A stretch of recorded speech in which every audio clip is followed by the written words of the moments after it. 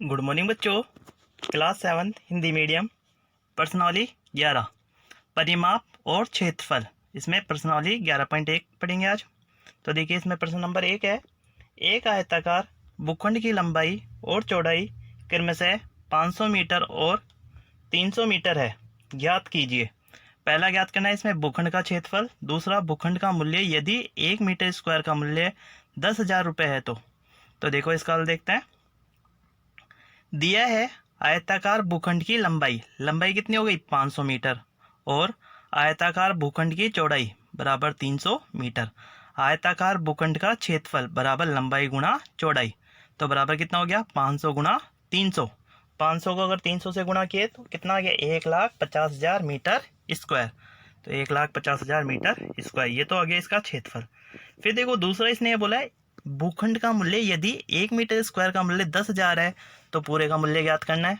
तो देखो लिखते हैं दूसरे काल, 1 मीटर स्क्वायर भूखंड का मूल्य बराबर 10,000 रुपये, इसलिए 1,50,000 मीटर स्क्वायर भूखंड का मूल्य बराबर 10,000 गुणा 1,50,000।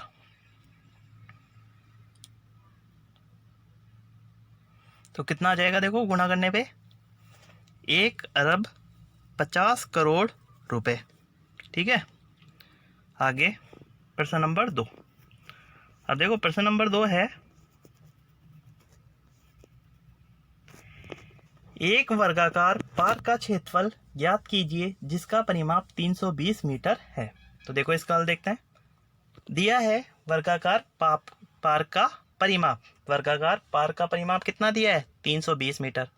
अब वर्ग का परिमाप क्या होता है 4 इंटू भुजा, तो लिखते हैं 4 इंटू भुजा बराबर 320। भुजा बराबर कितना हो गया 320 बटा 4। 320 में अगर 4 का भाग देंगे तो देखो 4 का भाग 3 में जाता नहीं है, 32 में गया 4 का भाग 8 बार और 0 का 0, तो कितना आ गया 80 मीटर। अब इसका क्षेत्रफल ज्ञात करना है। अब लिखते हैं वर्गाकार पार्क का क्षेत्रफल। वर्गाकार पार्क का क्षेत्रफल क्या होता है बराबर वर्ग का क्षेत्रफल भुजा इंटू भुजा या भुजा स्क्वायर। तो लिखते हैं भुजा गुणा भुजा बराबर 80 गुणा 80। 80 आई भुजा, तो 80 गुणा 80।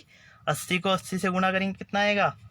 अब देखो 8 को 8 से गुणा करते हैं 64 आता है, 2 जीरो लगा देना कितना हो गया 6,400 मीटर स्क्वायर। अतः वर्गाकार पार्क का क्षेत्रफल 6,400 मीटर स्क्वायर है।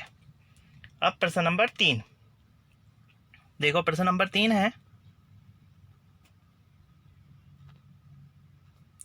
एक आयताकार भूखंड की चौड़ाई ज्ञात कीजिए यदि इसका क्षेत्रफल 440 मीटर स्क्वायर और लंबाई 22 मीटर है, इसका परिमाप भी ज्ञात कीजिए। तो देखो इसका हल, आयताकार भूखंड का क्षेत्रफल बराबर 440 मीटर स्क्वायर। अब आयत का क्षेत्रफल क्या होता है लंबाई गुणा चौड़ाई, तो लिखते हैं लंबाई गुणा चौड़ाई बराबर 440 मीटर स्क्वायर। लंबाई का मान 22, तो 22 गुणा चौड़ाई बराबर 440। चौड़ाई बराबर हो गया 440 बटा 22। 440 में अगर 22 का भाग देंगे तो 22 का भाग देखो 4 में जाता नहीं है, 44 में गया 2 बार और 0 का 0, तो कितना आ गया चौड़ाई बराबर 20 मीटर। फिर इसका परिमाप ज्ञात करना है। अब आयत का परिमाप ज्ञात करना है, तो देखो लिखते हैं आयताकार भूखंड का परिमाप बराबर क्या होता है 2 ब्रैकेट लंबाई प्लस चौड़ाई। तो लंबाई प्लस चौड़ाई इसमें मान रखते हैं, तो बराबर में 2 ब्रैकेट 22 प्लस 20, 22 और 20 42, तो 2 गुणा 42, 42 को 2 से गुणा करें कितना आ गया 84 मीटर। अतः आयताकार भूखंड का परिमाप 84 मीटर है। प्रश्न नंबर 4। प्रश्न नंबर 4 है,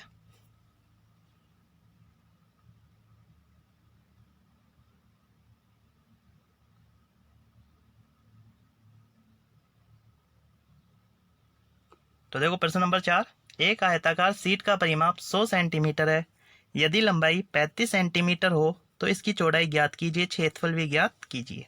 तो देखिए इसका आयताकार सीट का परिमाप बराबर 100 सेंटीमीटर। अब आयताकार सीट का परिमाप 100 सेंटीमीटर है, तो आयत का परिमाप क्या होता है 2 ब्रैकेट लंबाई प्लस चौड़ाई, तो बराबर में लिखते हैं 2 ब्रैकेट लंबाई प्लस चौड़ाई बराबर 100 सेंटीमीटर।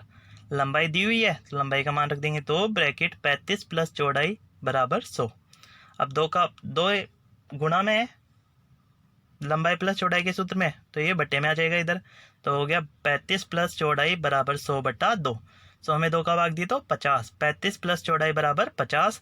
चौड़ाई बराबर हो गया 50 माइनस 35, 35 का पक्षांतरण करेंगे तो ये किसका हो जाएगा, माइनस का। तो चौड़ाई बराबर हो गया 50 माइनस 35, 50 में से 35 गए तो 15, चौड़ाई बराबर 15 सेंटीमीटर।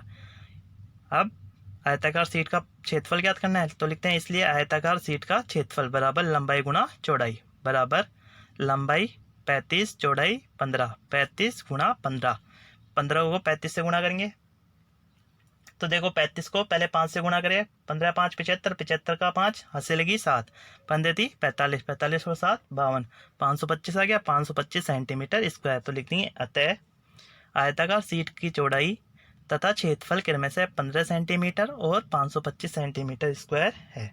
तो ठीक है बच्चों, आज आपको अपनी फेयर कॉपी में प्रश्न फर्स्ट, प्रश्न सेकंड, प्रश्न थर्ड और प्रश्न 4 कंप्लीट करना है। नेक्स्ट क्वेश्चन हम कल करेंगे।